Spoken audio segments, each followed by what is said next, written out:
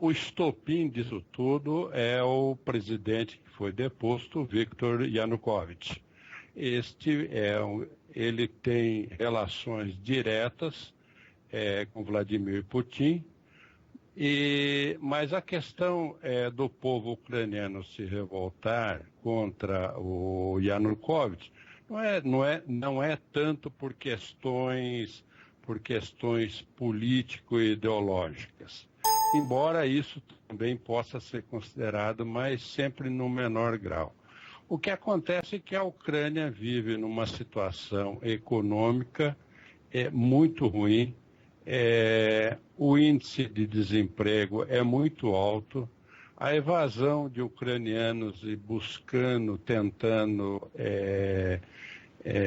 trabalho em outros países, indo para a França, para a Inglaterra, para a Alemanha, para os Estados Unidos, para o Canadá, enfim, para os demais países da Europa, é uma coisa assim que chega a preocupar, porque não é só o ucraniano deixar a Ucrânia para fazer a tentativa. São famílias que são praticamente divididas, porque uma hora vai o marido, mas deixa a esposa, deixa os filhos na Ucrânia, e quando ele chega no novo local, ele acaba criando uma nova relação de vida conjugal e acaba não retornando mais para o país de origem, e aí ficaram lá os filhos e ficou a esposa. Muitas vezes vai o casal e deixa os filhos com os avós e até com vizinhos. Então essa é uma situação real do desemprego da Ucrânia. Por outro lado, o povo ucraniano vê um presidente mafioso, é um mafioso, é um quadrilheiro, é uma quadrilha, na verdade, e dilapidando o erário público, quer dizer, construindo mansões, esbanjando dinheiro, apadrinhando as pessoas que o acompanham, que estão do lado dele. Então houve uma certa revolta. Esta revolta quase que é contra a corrupção de Yanukovych. Então Yanukovych, corrupto já por natureza, ladrão, já foi ladrão, foi preso na juventude várias vezes, traz isso já no currículo dele, acabou virando presidente por conta do leste europeu, e então passou a se locupletar do erário público de um país onde o povo é um povo pobre, um povo em grandes dificuldades econômicas, com a questão do desemprego muito alto. Então chegou numa situação que, depois de 80 anos de jugo comunista, quer dizer, os comunistas mandando, e depois da queda do Muro de Berlim, eles continuaram mandando da mesma maneira, não mudou nada, porque todos os cargos públicos, os melhores cargos públicos, acabaram sendo ocupados pelo pessoal da ex-KGB.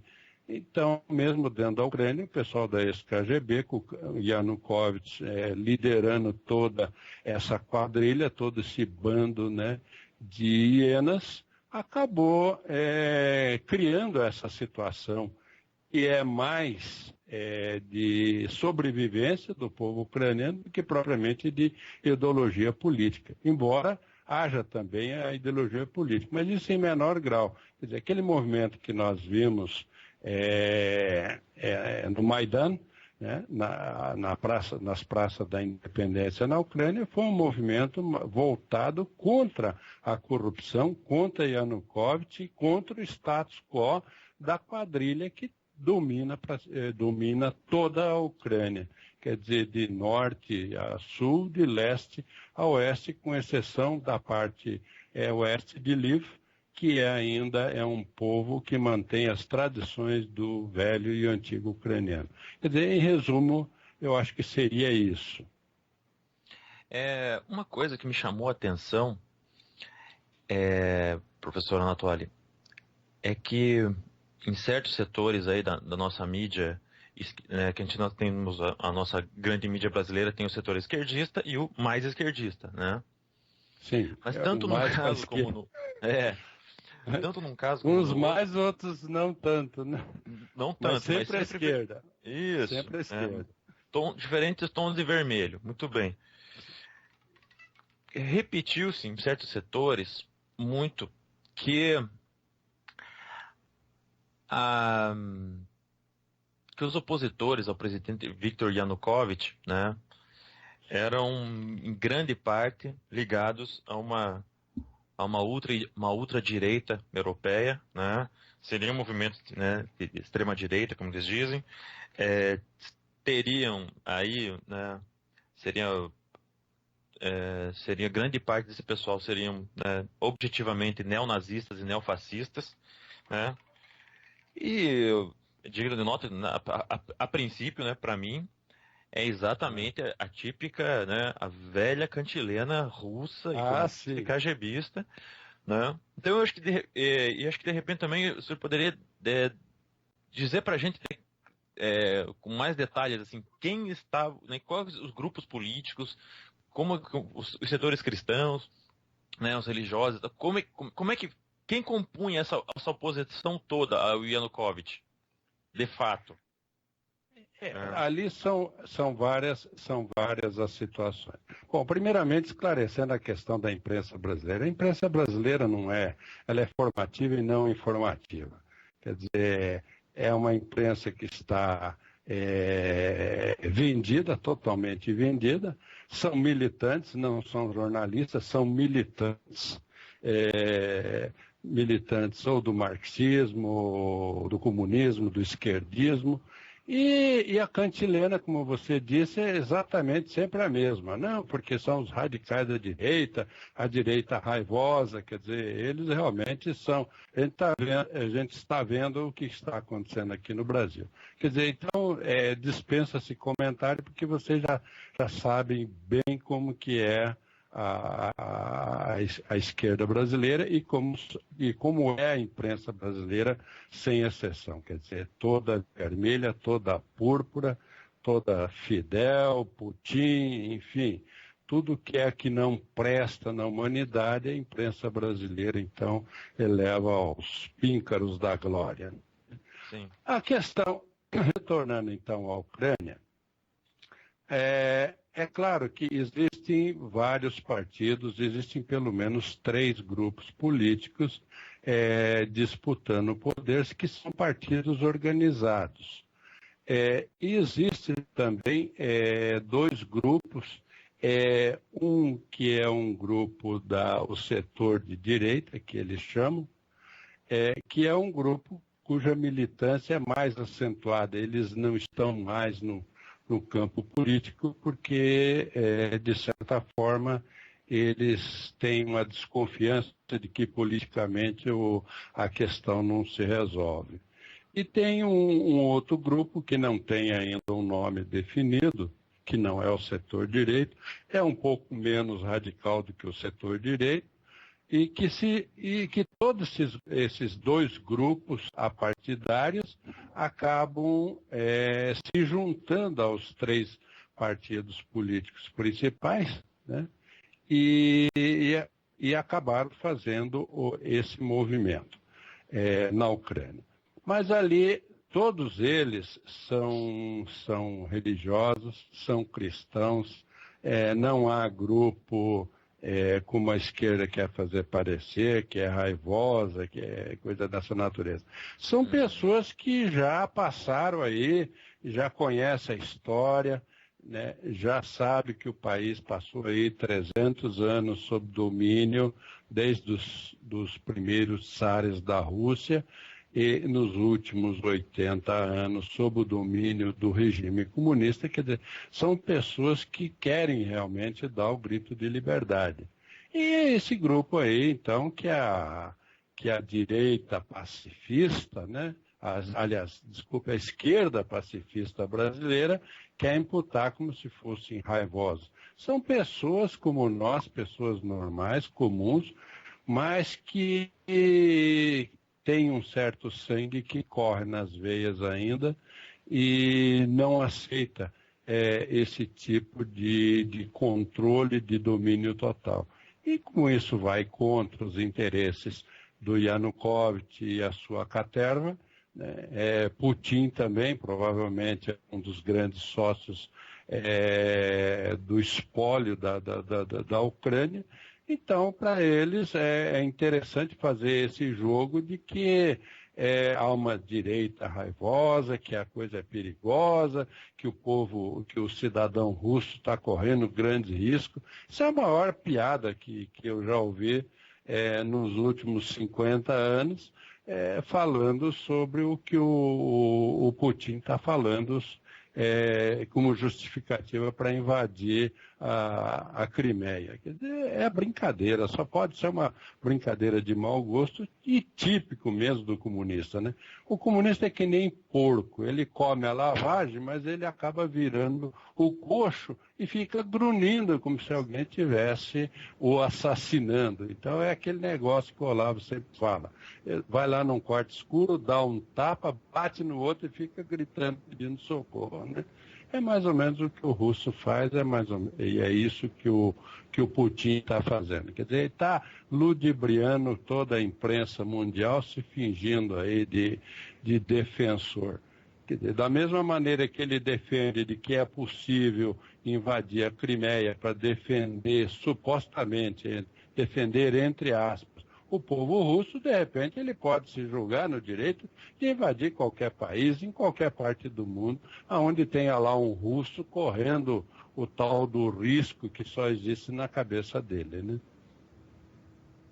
Tem uma pergunta aqui do ouvinte, que está aqui no Facebook, que é o seguinte: ele diz assim que o presidente Obama, em ligação telefônica a Putin, solicitou que ele interrompesse a ocupação militar no território ucraniano. Existe a possibilidade de Putin acatar esse pedido ou não? Acho que faz algum tempo, né, que aconteceu essa... Putin é um troglodita, ele vai fazer exatamente aquilo que está na cabeça dele. Ele é um indivíduo que não é influenciável, quer dizer, ele se julga todo poderoso, né? É o dono do céu e da terra e ele não vai ouvir ninguém. Quer dizer, o que o Obama está fazendo é uma questão de diplomacia, que eu também não acredito que vai dar certo, porque o Putin não está nem aí. A única coisa que o povo russo, que o comunismo russo e o Putin consegue ouvir é o barulho das armas. É a única coisa. Fora disso, eles não ouvem nada. É aquilo que eles querem impor ao mundo. Uma pergunta, uma coisa também que a gente conversou algumas vezes aqui com o pessoal, também existe o que dizer, né, dessa parte ali do pessoal na Ucrânia que é russo, na verdade, né, que é favorável a...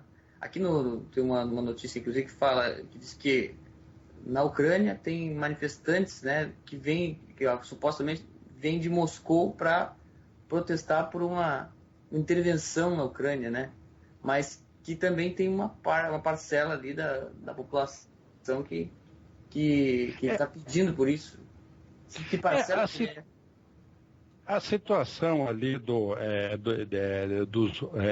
nós chamamos de russófonos, que são os russos que vivem na Ucrânia, que ou são casados com ucranianas ou russas casadas com ucranianos, enfim, há ali uma mistura, né?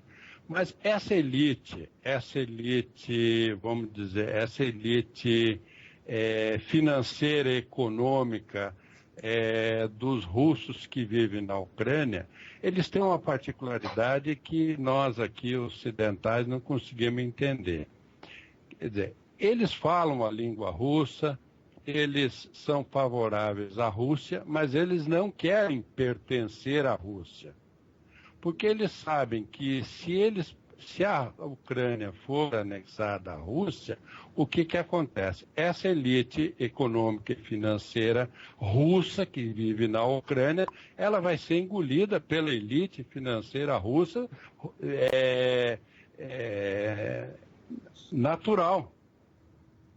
Então, o que eles querem? Eles querem que predomine a língua russa, eles querem ter relações com a Rússia, mas eles não querem uma subordinação hierárquica com a Rússia, porque qualquer hierarquia com relação à Rússia, eles correm o risco de serem sufocados e engolidos pelo empresariado russo. Então, esse é o aspecto importante que fique claro para que as pessoas entendam. Quer dizer, não é questão de, não, nós queremos transformar isso aqui agora tudo em Rússia. Embora a Rússia tenha esse desejo de transformar a Ucrânia num país russo, quer dizer, é todo um território russo, porque aí eles têm liberdade de ir e vir do jeito que quiserem, com acesso ao Mar Negro. Pelo Mar Negro eles conseguem atingir o Ocidente muito mais rapidamente, pelas águas quentes e não pelas águas geladas lá do Ártico. Então, o russo tem interesse. Mas o russo que vive na Ucrânia e que, de certa maneira, defende os russos, mas ele defende o seguinte, que permaneça o status quo, quer dizer, eles mantendo o controle político, o controle econômico, eles que sustentaram o Yanukovych durante todo esse tempo, porque para eles era interessante. Com a queda do Yanukovych, eles não estão correndo para os braços do Putin, porque eles não querem Putin, eles sabem quem é Putin. E eles sabem o que é que Putin e a sua quadrilha de empresários russos podem fazer contra os empresários russos que vivem na Ucrânia. Quer dizer, é uma dominação e simplesmente é pegar o queijinho da boca do rato. Quer dizer, usando uma analogia, é mais ou menos isso. Quer dizer, o rato está na Rússia e há ratos russos na Ucrânia. Só que os ratos russos ucranianos não querem que os ratões russos da Rússia venham lá e tirem o queijinho deles. Quer dizer, cada um quer defender o seu queijinho. Então, esta é a situação política e econômica dos russos que vivem na Ucrânia, principalmente na parte sul e na parte leste da Ucrânia. Não sei se ficou claro isso. Sim. Uhum. Não, ficou sim. Interessante. Uhum. Uma pergunta que eu queria fazer, professor, é sobre o Putin, porque assim, a gente sabe que ele andou perseguindo alguns dos oligarcas russos, né? Então, se o senhor sabe, quem é a base realmente de apoio do Putin no governo? Assim, a gente sabe que tem o lado da KGB, mas assim, existem ainda oligarcas ou empresários lá que poderiam ser pressionados, porque me parece que a política da União Europeia e dos Estados Unidos tem sido exatamente de fazer sanções econômicas essa base de apoio do Putin. Mas ela existe ou o Putin já tem realmente um controle total da Rússia? Eu diria que o Putin tem o controle total da Rússia, até porque, pelos anos que ele chefiou a KGB, ele tem todo o controle de qualquer oligarca russo. Quer dizer, a oligarquia russa, claro, ela dá sustentação financeira, dá sustentação econômica. Mas em troca dessa sustentação econômica, há um acordo mórbido, né? Do tipo assim, você finge que você me apoia, mas na verdade quem manda aqui sou eu. Então, eu diria para vocês que o Putin tem o controle total. Porque ele tem o controle ele está com as Forças Armadas, ele está com o Exército, ele está com todas as informações de quem é quem dentro da Rússia na mão dele. Quer dizer, ele é o todo-poderoso. E o objetivo dele é exatamente se transformar num verdadeiro czar da Rússia, né? Esse é a grande meta do Putin, é virar o czar da Rússia, até porque com isso ele passa a dominar também toda a Igreja Ortodoxa. Eu não sei se vocês sabem, mas a Igreja Ortodoxa o patriarca não é a autoridade máxima da Igreja Ortodoxa. Historicamente, já há milênios, a autoridade máxima da Igreja Ortodoxa Russa é o czar. Como não existem czares mais na Rússia, então a Igreja Ortodoxa, ela permanece, é como se fosse órfã, né? Ela permanece como se fosse órfã, mas acaba sendo governada pelos patriarcas ortodoxos. Mas se um dia a Rússia voltar a ter um czar, imediatamente a Igreja Ortodoxa Russa se coloca sob as ordens e sob o manto do czar. Ela jamais, historicamente, irá contrariar o czar. E é mais ou menos isso que o Putin quer fazer. Ele quer se transformar num czar da Rússia, de alguma forma. Não sei como isso vai ser possível, mas ele busca isso. Quer dizer, com isso ele teria o quê? Duas coisas na mão. Primeiro, o domínio total contra as oligarquias russas e também contra a igreja. Quer dizer, ele estaria com os dois pontos de apoio principais da Rússia sob o seu controle, que é a igreja e a oligarquia, porque a parte militar ele já controla de há muito tempo. E por que ele quer o controle também da religião da Igreja Ortodoxa? Porque ele entende que através da Igreja Ortodoxa submissa a ele, é muito mais fácil espalhar a ideologia por países do Ocidente. Quer dizer, a Igreja Ortodoxa Russa, daí sob um controle, sob um comando dele, pode tentar fazer incursões em outros países e dessa maneira levar a grande mensagem do Big Brother Putin para o resto do mundo. Quer dizer, esse é o grande objetivo dele.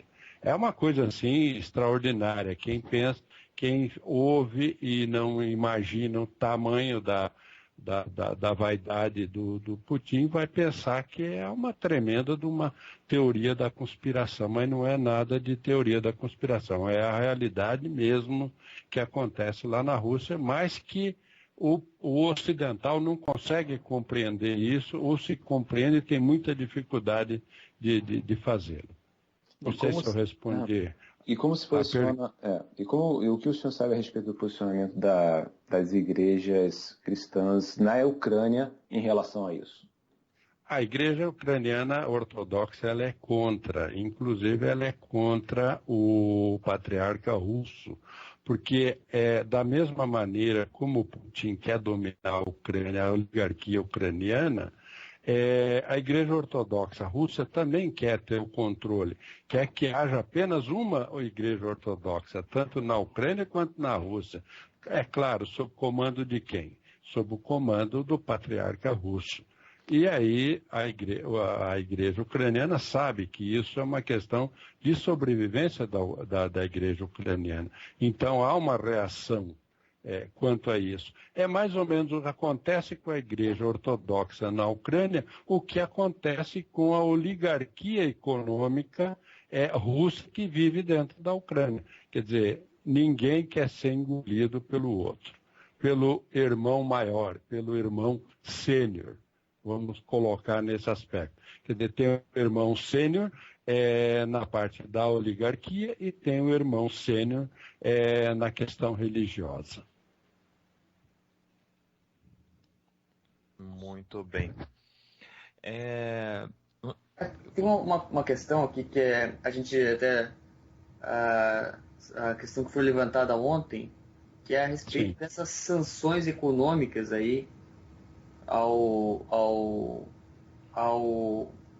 Rússia, né? As sanções econômicas que os Estados Unidos e o Ocidente, aliás, os Estados Unidos inicialmente, né, ameaça e tal. Aí até a gente ficou nessa questão, né? Até que ponto essas sanções econômicas freariam um avanço, fariam o Putin dar passos para trás, Ou isso não tem mais relação, porque na hora que você já está fazendo isso, qual seria... Eu acho que quem assistiu a entrevista do Putin hoje, se não me engano, acho que quem deu foi o Jornal Nacional, a Rede Globo, uma coisa assim.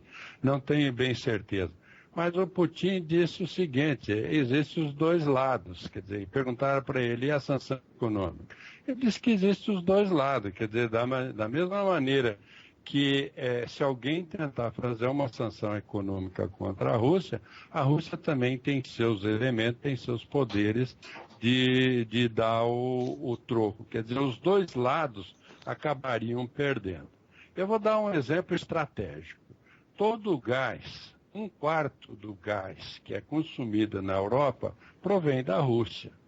Quer dizer, se a Rússia fechar a torneira do gás, 1/4 da Europa vai morrer de frio no próximo inverno.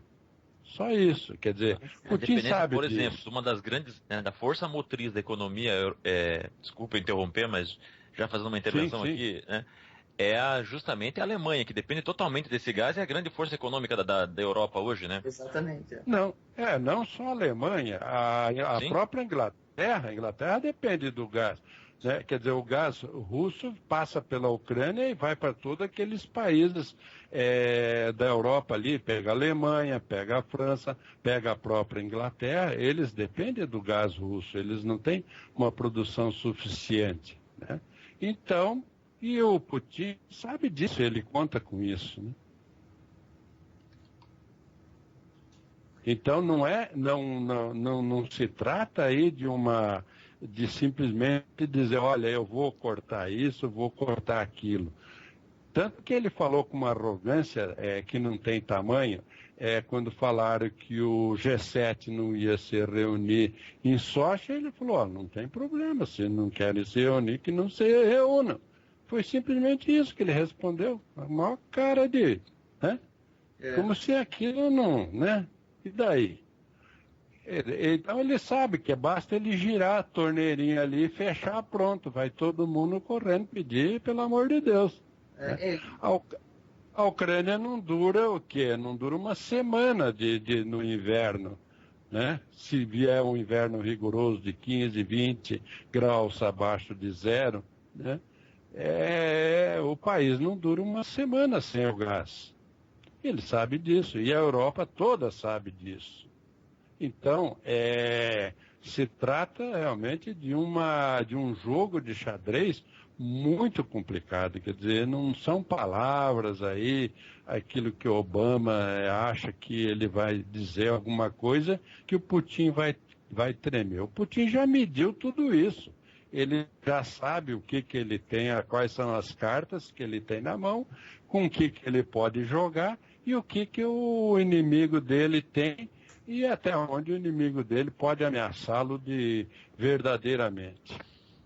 Então, não que a Rússia seja toda poderosa, não é isso que eu estou dizendo, mas Putin sabe que ele tem mais poder do que os inimigos dele, né? Sim. E esse poder está exatamente na natureza, né? É o frio. O geoestrategista Jeffrey Nyquist, né, comentou também já esses dias no blog dele, aliás vai sair a tradução no Mídia Sem Máscara nas próximas horas aí, que as tropas americanas dependem da Rússia para manter a linha de suprimento deles no Afeganistão, porque ainda tem gente lá. Aí tem essa questão, né, da dependência, né, do gás na Europa toda, né? Sim. E que as sanções podem até piorar a coisa, e fora tem que levar em conta também que a China, né, já está endossando, né, o ato da Rússia, né, já estão em acordo, né, desde ontem já as lideranças russas aí já falaram nisso, né, os chineses, né, não desmentiram, deixaram, é isso mesmo, né, e em janeiro o vice-ministro da Defesa russo, Pavel Popov, alertou que uma guerra no Pacífico envolvendo Estados Unidos, Japão e China estava a algumas semanas de distância, né? Sobretudo por conta da situação das ilhas Senkaku lá, né? Que é um território de uma querela entre China e Japão. Então o quadro está bem complicado, né? É complicado. O Putin sabe que ele não pode subestimar os chineses, mas o Putin também não confia nos chineses. E da mesma forma, a recíproca é verdadeira, porque o governo chinês sabe como é poderoso o abraço do urso, né? O urso é o russo, né? O urso, quando abraça alguém e crava as unhas, pode esquecer, você está liquidado. E os chineses sabem muito bem disso. Mas os chineses têm uma grande vantagem, né? Eles têm quase que 1/3 da população mundial, né? Está na mão deles. Hoje eles têm um poderio econômico muito grande, a não ser que esteja muita coisa fora da China que possa haver um bloqueio internacional, mas aí é coisa muito complexa para se aventar essa hipótese. E o Putin, então, conta com um certo apoio dos chineses, mas ele sabe que ele não confia nos chineses e ele sabe que os chineses não confiam nele. Quer dizer, é aquele negócio, somos amigos enquanto nós temos um inimigo comum. A partir do momento que o inimigo comum tiver liquidado, então cada um para si, né? E Deus por todos aqui, né? Então é uma relação China-Rússia muito, muito, muito complexa, né? É mais complexa do que a gente possa imaginar, né? Pois é, mas, né, lógico que a gente não pode descartar sem dúvida alguma essa complexidade, né, e que já vem desde os tempos da Guerra Fria, né? Sim. Mas eles andaram fazendo exercícios militares, né, conjuntos, né? Aí, né, aí a Rússia, né, agora e mais uma vez, né, em janeiro teve esse episódio aí que o Pavel Popov disse que estavam, né, prestes a desencadear uma guerra e tudo apontava que Rússia e China não ficariam em lados opostos, né? Uhum. Também nosso comentarista também faz parte do Instituto, né, do Inter-American Institute, do professor Olavo de Carvalho, Jeffrey Nyquist, que é colunista no Mídia Sem Máscara, e também destacou já há algum tempo que no caso de um conflito que vá tomando proporções mundiais aí, vão novos, né, agentes, novos países vão entrando assim que adentre no rolo todo. Ele falou, se é alguma coisa que está claro hoje para chineses e russos é que eles não vão se separar na hora de enfrentar o Ocidente. Esse erro eles não cometeriam mais, porque custou caro para os dois lados, né? Mas e depois, na hora de repartir o butim? Ah, não, aí o bicho vai pegar. Exato, é nesse aspecto que eu levantei a questão, né? Não, sem dúvida. Claro, a questão não é agora, né? A questão é depois, né? E o butim, na hora de dividir o butim, quem é que fica com o quê e quem fica com quem, né? É esse que é o grande problema, né? Muito bem. Professor Anatoly, pois não. A gente também sabe que o senhor acompanha o trabalho do professor Olavo de Carvalho, né? Sem dúvida, sou aluno dele, inclusive, né? Ah, que legal. Como todos nós aqui. Todos nós. Eu acho que provavelmente o senhor acompanhou o debate dele, que virou o livro com o Alexandre Dugin, né? Sim. E agora muitos analistas internacionais aí, né?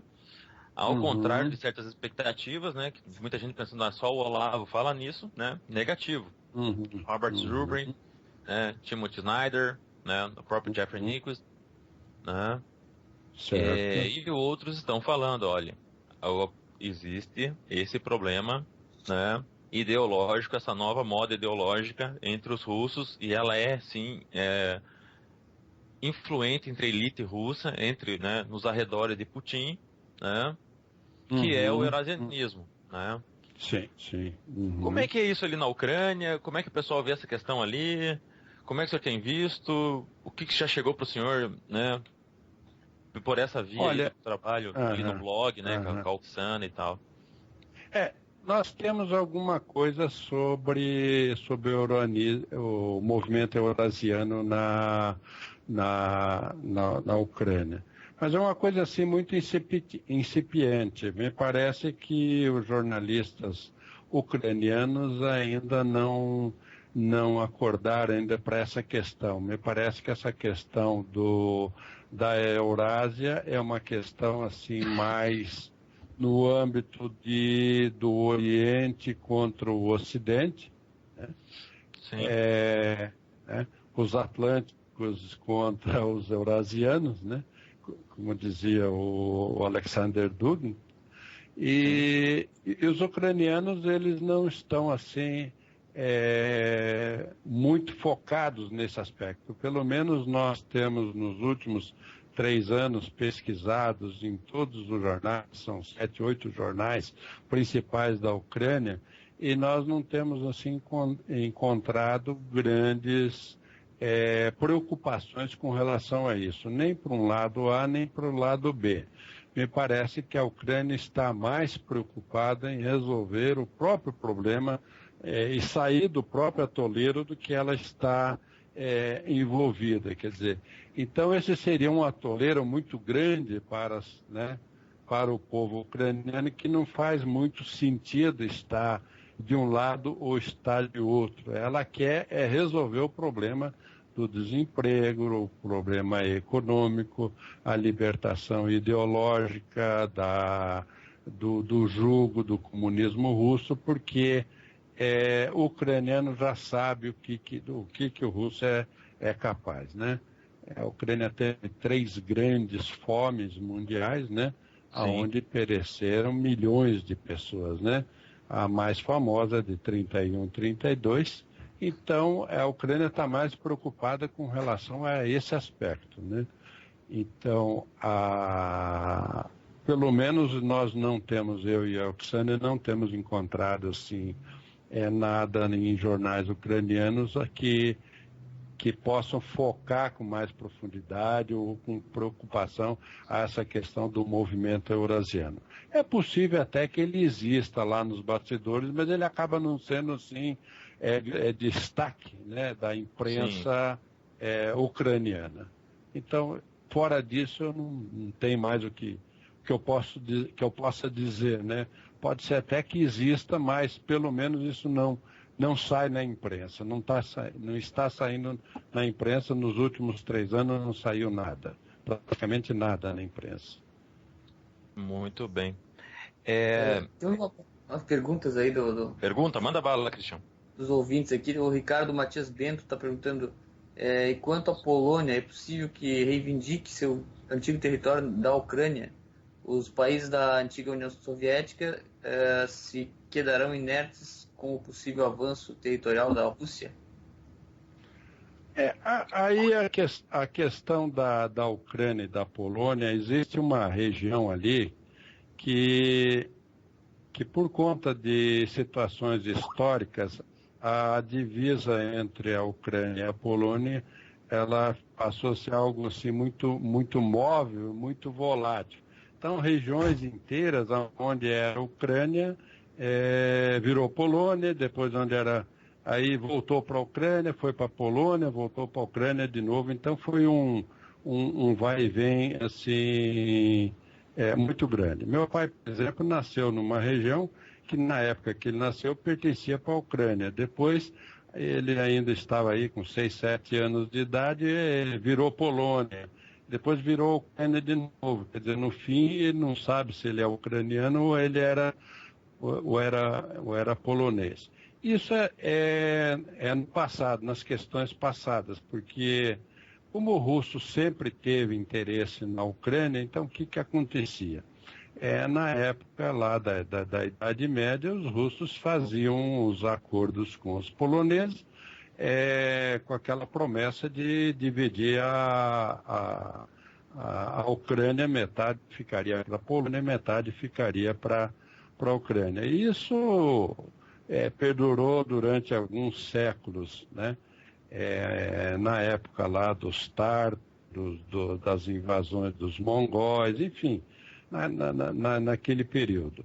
Mais ou menos o que a Rússia fez com o próprio Hitler, né? Negociou a Polônia com o Hitler, né?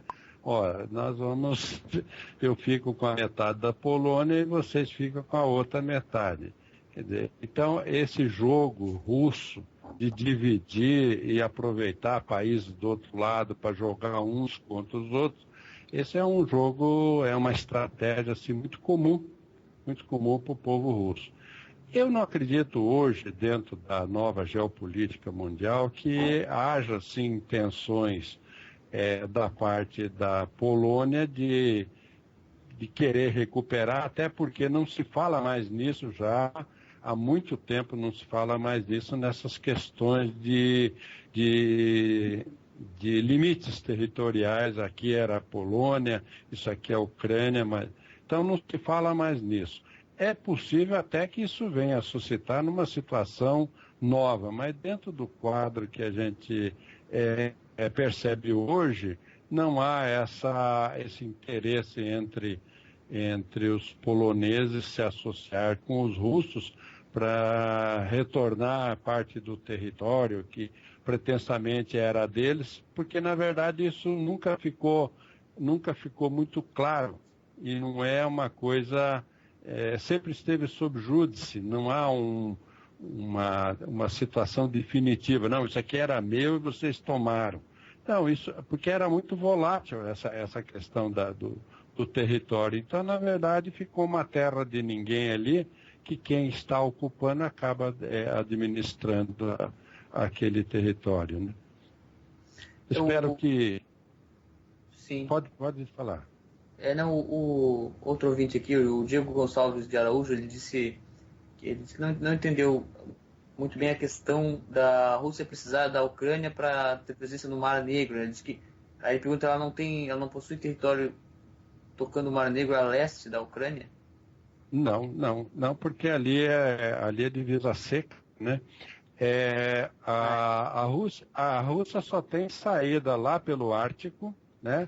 Pelo Mar de Bering, pelo Mar Frio, né? Ou pela China, mas para chegar na China, ela tem que rodar quase 8.000 quilômetros, atravessar toda a Sibéria para poder sair. Então, lá não é saída estratégica.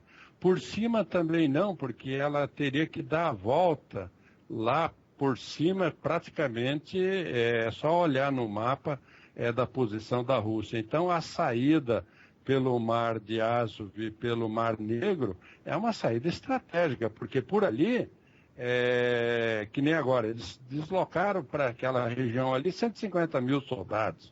Quer dizer, rapidamente, se tiver que embarcar aquilo num navio e sair e chegar no Ocidente, aquilo é muito rápido, o caminho é o caminho mais curto que existe, né? Sim. Então, estrategicamente, o Mar Negro ali é uma saída e é uma disputa que o russo não quer abrir mão. Por isso que ele faz questão de defender a Crimeia, porque a Crimeia está no meio do caminho ali, né? As bases militares russas estão todas ali, né? Sim. Muito bem. A não ser que ela utilize mísseis intercontinentais a partir de Moscou, mas é muito mais fácil soltar os mísseis a partir das bases militares que ficam no Mar Negro, ficam na Crimeia, do que por lá, né? Sim. Quer dizer, até esses mísseis atingirem o Ocidente, há um tempo para haver uma contra-ofensiva, coisa que reduz drasticamente o tempo se as bases militares permanecerem ali na Crimeia, né? O caminho é muito mais curto e as bases militares norte-americanas também ficam naquela região da Arábia, da Turquia ali. Então ali fica muito mais fácil o embate se chegar um dia a ver, esperamos que não haja, né? Mas questão estratégica militar, o embate fica muito mais favorável aos russos, tendo a base militar ali, tendo a saída pelo mar, pelo Mar Negro. Muito bem. Gostaria de lembrar os ouvintes da Rádio Vox, né, que aproveitem que o professor Anatoly está aí hoje com a gente e liguem, né, para o 011 32 80 98 88. Repetindo, 011 32 80 98 88. Ah, o Alex aqui lembra a gente que a Rússia hoje lançou um míssil ICBM na direção do oeste. Né? E eu estava vendo notícias da Ucrânia. Né? Isso estava programado já, inclusive os Estados Unidos já sabiam do lançamento, dos testes, mesmo antes do advento da Ucrânia, né? Sim. Então, não causa grandes preocupações, porque já se sabia antes do movimento na Ucrânia, né? Pois é. Aqui eu podia fazer uma pergunta?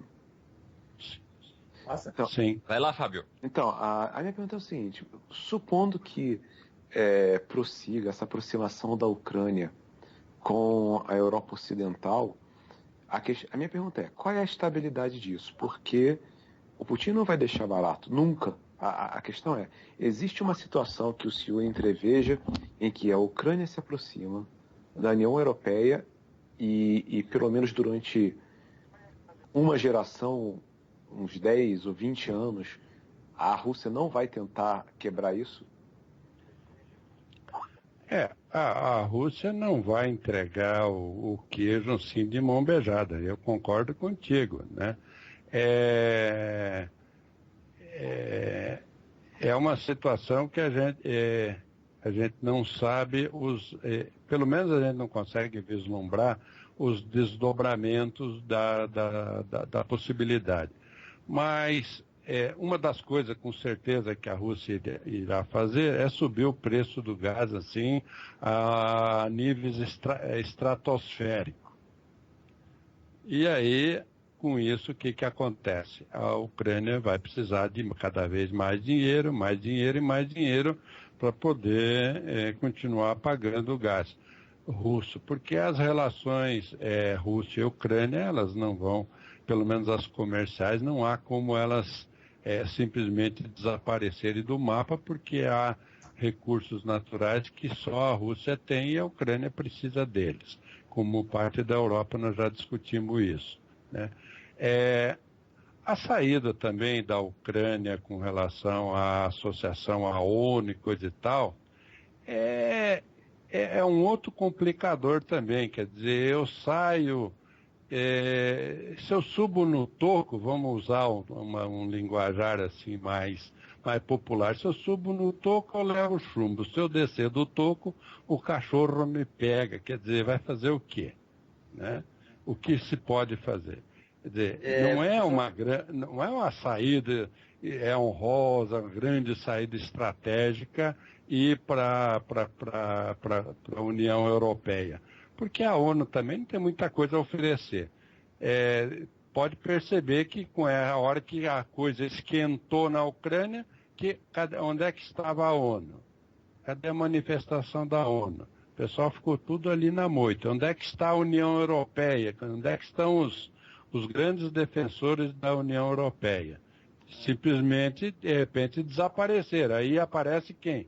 Aparece um Obama, né, na história. Quer dizer, o que é que os Estados Unidos têm com relação à Ucrânia? É apenas um interesse do Clube de Bilderberg, né,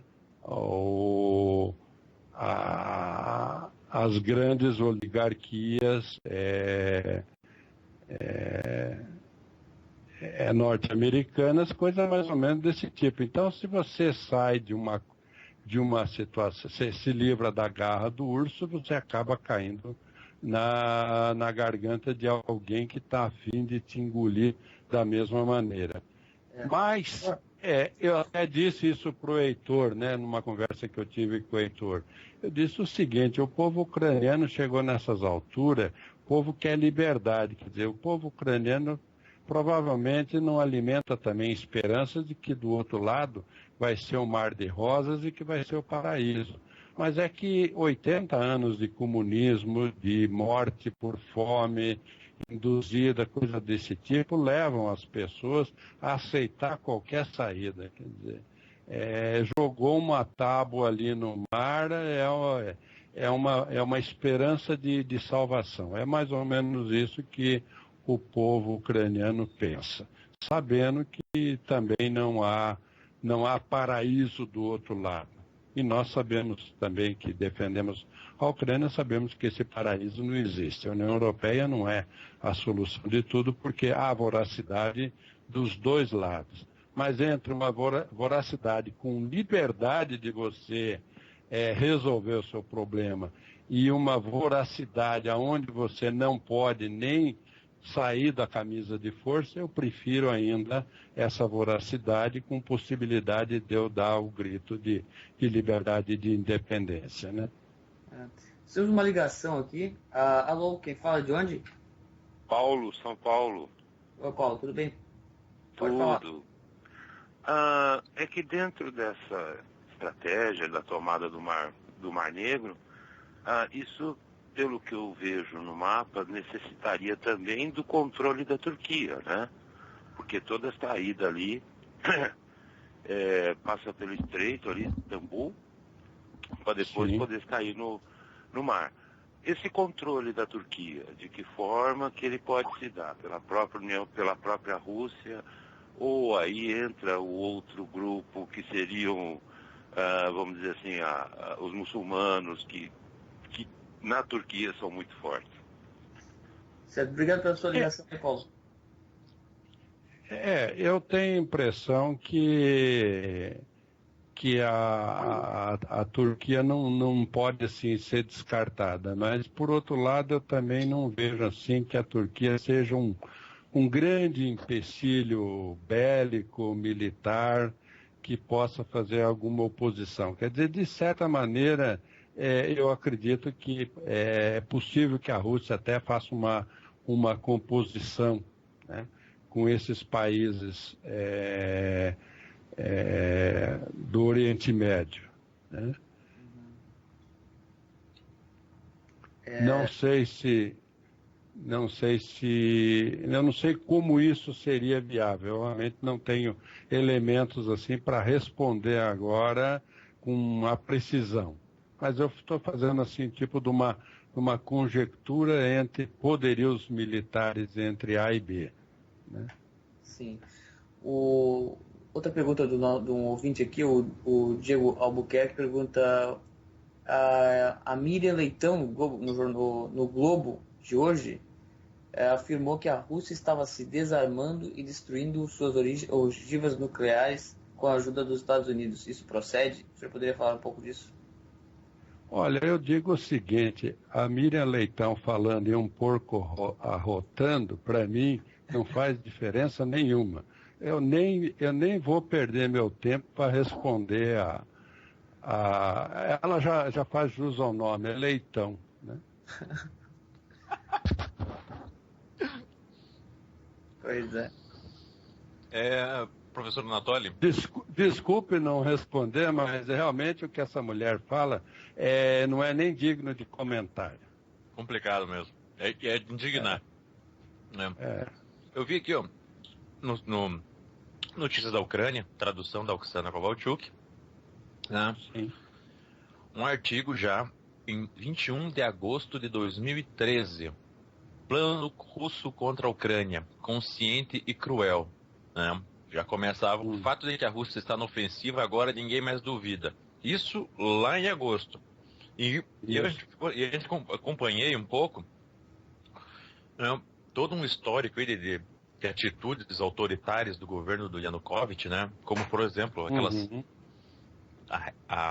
aquelas votações, né, no parlamento para re-russificar no idioma, né, colocar o russo de volta ali. Teve protesto, não saiu nada na mídia ocidental, só saiu no Notícias da Ucrânia. Sim, é verdade. Então teve uma série de antecedentes até chegar nessa situação agora aí, né, que o povo agora não aguentava mais um lacaio do é... Putin no poder, né? Agora a imprensa brasileira, de repente, ela se coloca como se fosse uma imprensa informada que está informando o Brasil inteiro. Só que existem coisas que você vai lá no blog, você vai encontrando lá no blog as coisas que já estavam acontecendo na Ucrânia e que aqui é todo mundo quietinho. Eu acho que a Graça Salgueiro também tem esse problema com relação aos países da América Latina, né, onde ninguém fala nada. Aí quando o circo pega fogo, aí eles vão dizendo: olha, tá pegando fogo aqui, pessoal. Não, a Graça tem outro problema. A Graça ela informa 10 anos antes, aí aparecem uns caras por aí dizendo que furaram todo mundo e ainda vão mandar para ela o link lá para ela ficar sabendo. O desaforo. Pois é, ainda tem esse desaforo ainda, né? São figuras aí, né? Desde microblogueiros aí até umas certas figuronas por aí, né? É dose para leão.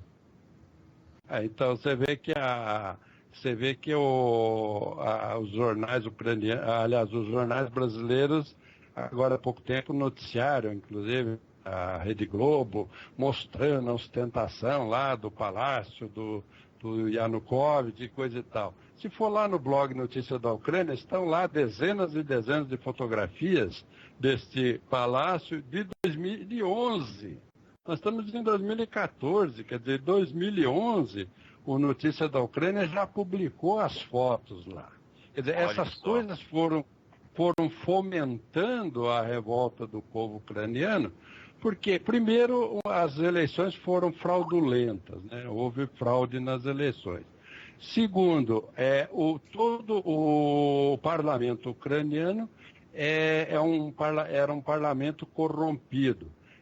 Aparecem vídeos no blog Notícias da Ucrânia, e aparecem vídeos mostrando como que o parlamento Yanukovych votava. Quer dizer, tinha um cidadão lá que ele saía apertando as votações eletrônicas, os botões ali nas mesas de deputados ali que nem estavam presentes. Quer dizer, o cidadão votou 8, 9, 10 vezes. Isso foi filmado pela oposição ucraniana e está lá no blog, os vídeos estão lá no blog Notícia da Ucrânia. Então era assim que o Yanukovych governava. Então ele dava lá uma vontade de ter alguma coisa, ele submetia ao parlamento, o parlamento aprovava tudo. É mais ou menos igual o nosso Congresso aqui, aprova tudo, né? E como é na Rússia também, né? Exatamente. Nós temos 30 partidos políticos, onde um manda e de 29 obedece e segue as ordens, né? A Rússia é a mesma coisa, só que a Rússia não tem muito partido, né? Tanto assim. Mas lá o Yanukovych manda e o parlamento aprova, e acabou. Temos mais uma... já desligou aqui uma ligação aqui, mas desligou. Tem uma pergunta aqui também, a pergunta da Graça, né? Sim. O que você pode falar de Yulia Tymoshenko? Bom, a Yulia, ela tem uma situação um pouco complicada, porque aquilo que ela foi acusada, aquilo foi uma fraude. Yanukovych precisava tirar ela do jogo do poder, né? E ela era a única pessoa que na época poderia fazer frente nas próximas eleições do Yanukovych. Então ele precisava eliminá-la de alguma forma. É muito comum, duas coisas são características do povo russo. Yanukovych é russo. Então quando eu falo do povo russo e falo do Yanukovych, estou falando literalmente sobre a mesma coisa, né? O povo russo tem primeiro, quando eles querem alguma coisa, eles inventam e jogam o ônus da prova contra o seu inimigo, contra o seu adversário. E quando eles querem se livrar de alguém, sempre alguém morre de gripe. É impressionante como se morre de gripe na Rússia, né? Ou então nos países onde os russos controlam. Então o cidadão ele acabou sendo inconveniente para o partido, para o sistema. Ele inexplicavelmente pega uma gripe, uma semana depois ele morre de complicações gripais. Então essas são as duas características do povo russo. E o Yanukovych, voltando então à questão da Yulia, precisava se livrar dela. Mas a Yulia também tem algumas situações que também não coloca ela como se fosse uma pessoa assim de uma solidez moral ilibada. Porque até o marido dela era o proprietário da Gazprom, que era a distribuidora de gás da Ucrânia, e negociava diretamente com ele. Quer dizer, ele ia até A Rússia, ela ia, como primeira-ministra, ela ia negociar diretamente com Putin a compra de gás, cujo maior distribuidor na Ucrânia era o marido dela, né? Então, esses são alguns aspectos que deixam assim a Yulia sob certa suspeição. Mas ela não é de toda má, né? Ela tem o seu lado bom, parece que ela quando assumiu, ela se tornou primeira-ministra, ela não sabia falar ucraniano, ela começou a estudar a língua ucraniana, aprendeu ucraniano, hoje ela fala ucraniano, não fala mais russo. Então, eu acho que ela amadureceu bastante, eu tenho a impressão que ela não é mais aquela mulher que foi quando ela foi primeira-ministra, né? Nós temos uma ligação aqui agora. Alô, quem fala de onde? Boa tarde, meu nome é Paulo, eu falo de Goiânia. Eu queria dar parabéns para o professor Anatoly, não sei se o nome está certo. E eu só queria comentar com ele que eu já tive em um lugar ali perto de onde ele está falando, da Ucrânia ali.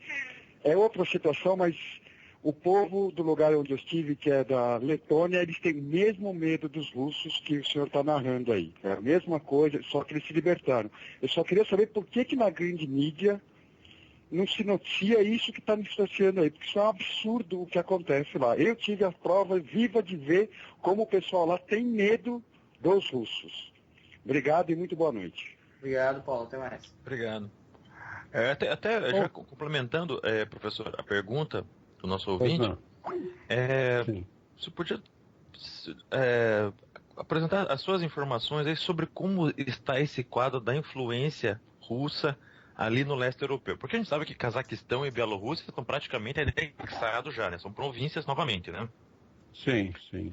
E a gente sabe que, né, a Polônia junto com a Lituânia, né, já, né, evocaram lá a cláusula 4 lá do Tratado da OTAN para as reuniões deles agora, ou seja, já estão atentos, né? Inclusive ontem a gente já viu vídeos da mobilização de tropas da Polônia para as fronteiras, né? Né, levando em conta esse problema da ameaça russa, né? Então, como é que está essa situação hoje ali no leste europeu, em alguns países ali, né? Como a Estônia, no caso, a Letônia, né, no caso que o ouvinte citou, e outros.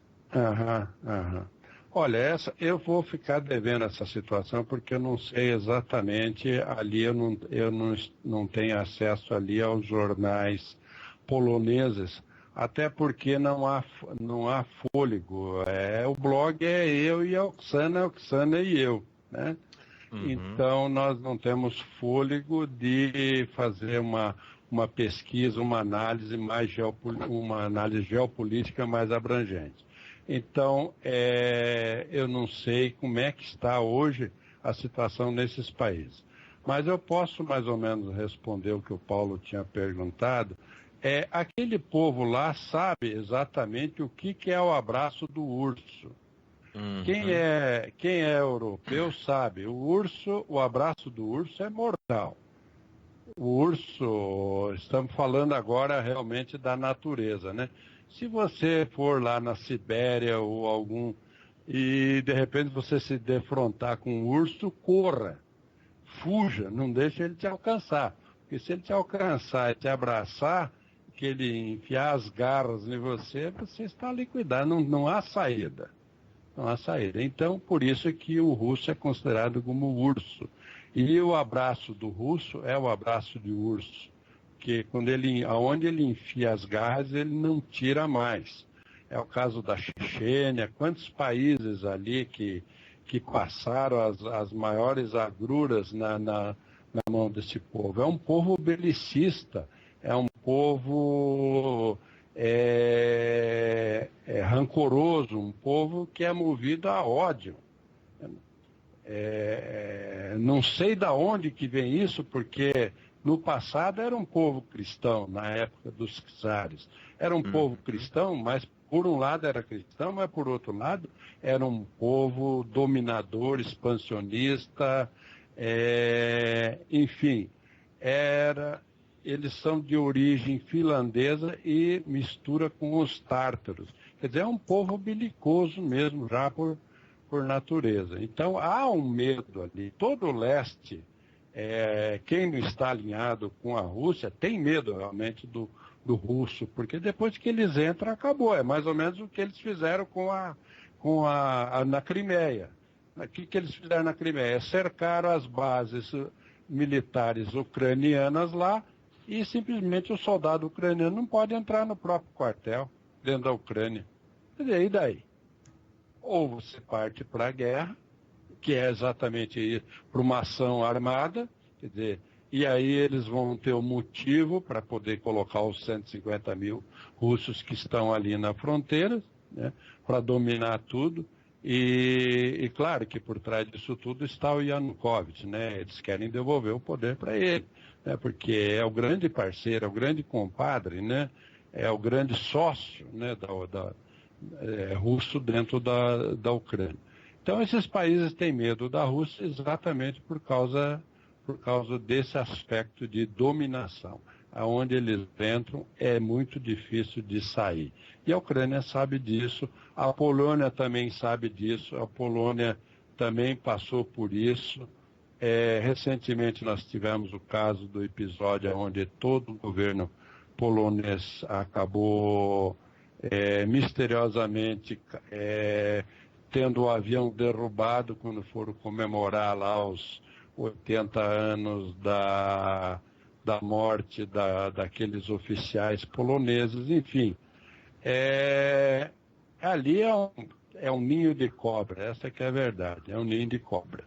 Então, todo cuidado ali é pouco, porque o veneno realmente é sutil, e as garras do urso são muito afiadas, né? Tá certo.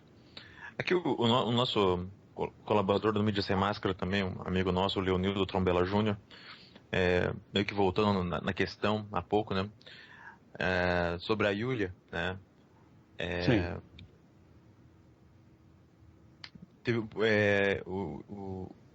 E ele também citou, ele que traduz os artigos do Jeffrey Nichols pra gente, ele falou, o cara que representava os manifestantes, né, no Maidan, disse que a Yulia era agente do Putin. Tem procedência ou é de difamação? Foi um momento de raiva? Não tem, é mais raiva. É claro que os negócios econômicos acabam falando mais alto, é o que eu acabei de citar. Ela era a primeira-ministra, ela que negociava todos os acordos de fornecimento de gás entre a Ucrânia e a Rússia, né? O marido dela era o maior distribuidor de gás dentro da Ucrânia, mas são negócios, né? Negócios são negócios, né? Às vezes eles falam mais alto do que a questão ideológica. Então, talvez tenha havido um outro favorecimento, nós não temos essas informações, mas é possível que dentro do mundo dos negócios isso venha a acontecer. É normal? Não é tão normal assim, mas acontece, né? Então, é nesse aspecto. Agora, ela não é pró-Putin, jamais ela seria pró-Putin, né? Até porque quem é pró-Putin é Yanukovych. Yanukovych é o maior inimigo dela. Se ela fosse tão amiga do Putin, o Yanukovych jamais ousaria de condená-la e colocá-la ela numa prisão e com estrita ordens de dar os piores maltratos possíveis no sentido de eliminá-la, né? Que o objetivo na prisão realmente é fazer com que a pessoa fique doente, não tenha tratamento adequado e venha a morrer por consequência das agressões, dos maus tratos, coisa dessa natureza, né? Isso é típico do russo, e Yanukovych usou e abusou desse poder. Então, se ela fosse tão amiga como as pessoas aí desinformadas falam, jamais Yanukovych ia fazer toda aquela cena, aquele circo armado do julgamento, com juízes comprados, testemunhas falsas, compradas, quer dizer, coisa dessa natureza. Mesmo as testemunhas que faziam os depoimentos favoráveis a Iúlia eram afastados do processo, os depoimentos eram simplesmente ignorados, jogados no lixo, abandonados. Quer dizer, então, se houvesse esse grau de vínculo entre Putin e Iúlia, com certeza Yanukovych não teria extrapolado como ele extrapolou.